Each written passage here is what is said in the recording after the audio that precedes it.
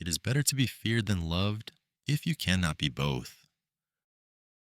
For over 500 years, these words have been whispered in the halls of power, studied in war rooms, debated in universities, and feared by those who prefer to believe the world is driven by kindness.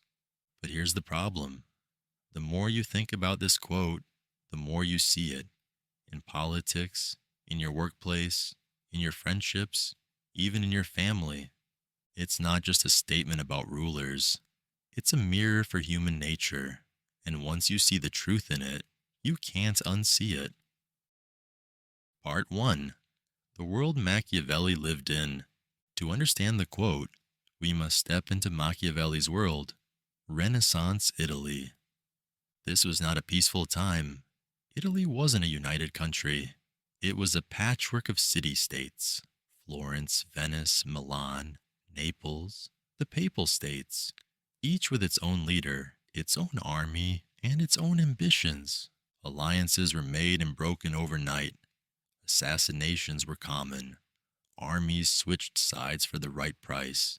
Machiavelli himself served as a diplomat for the Florentine Republic, negotiating with some of the most dangerous and cunning leaders of his time. Then his world collapsed. Florence was overthrown, and Machiavelli was accused of conspiracy, imprisoned, and tortured. When he finally wrote The Prince, it wasn't an academic book.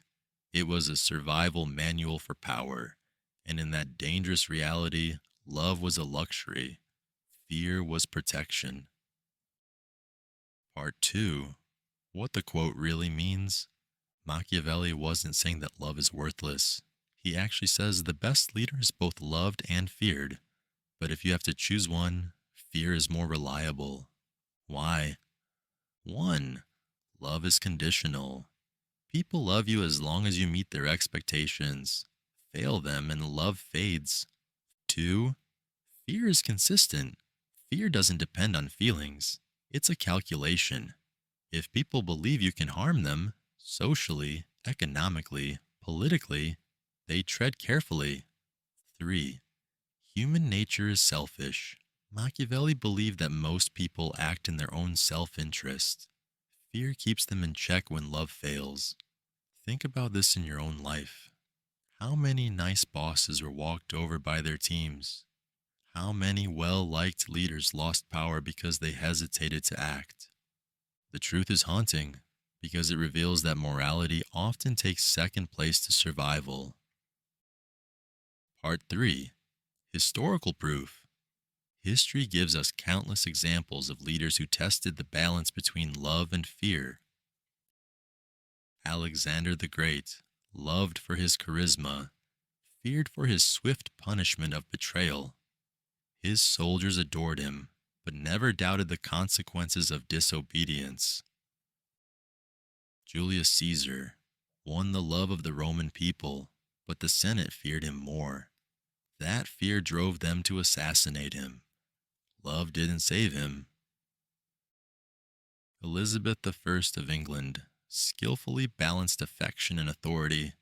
She was admired for her intelligence and feared for her political ruthlessness. Genghis Khan.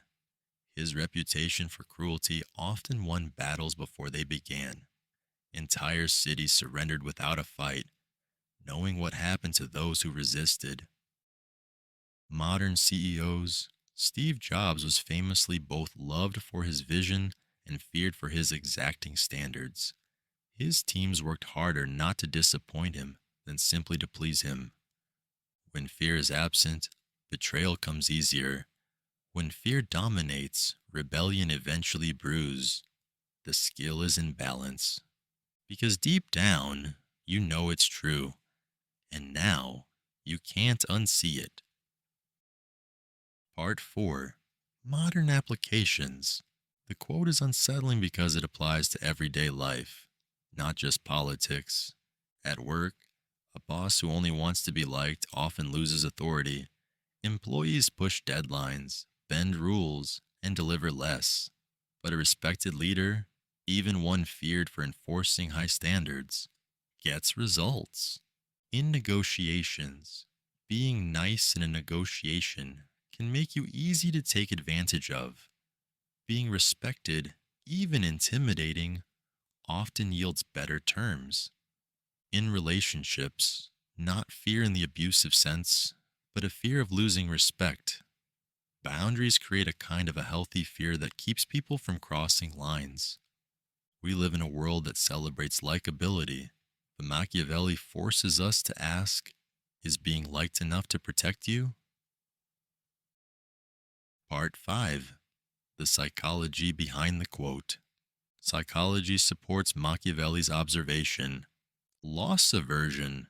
People fear losing something more than they enjoy gaining something. Fear motivates stronger reactions than love. Authority bias. Humans tend to obey authority figures, especially when those figures are perceived as powerful or capable of punishment. The respect gap. People respect those who enforce boundaries. Love without boundaries is often mistaken for weakness. This is why the quote lingers in your mind. It reflects something deep about how humans actually behave, not how we wish they behaved. Part 6. The ethical dilemma. Here's where it gets complicated. If fear works better than love, does that mean we should all seek to be feared? Machiavelli's answer was no, not in the extreme sense. A leader who is only feared risks hatred, and hatred leads to rebellion.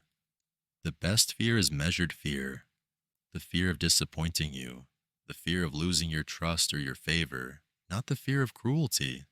The ethical challenge is finding the line: too much love, weakness; too much fear, destruction; balance, stability, and respect.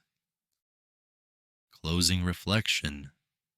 It is better to be feared than loved if you cannot be both. This is not a call to be cruel, it's a warning. Love is fragile, fear endures, and in the brutal game of survival, whether in politics, business, or life, the ones who last are often the ones who inspire just enough fear to protect themselves when love fails. That's why this quote will haunt you. This is the Timeless Mind, where ancient wisdom meets modern chaos. Subscribe for more philosophical wisdom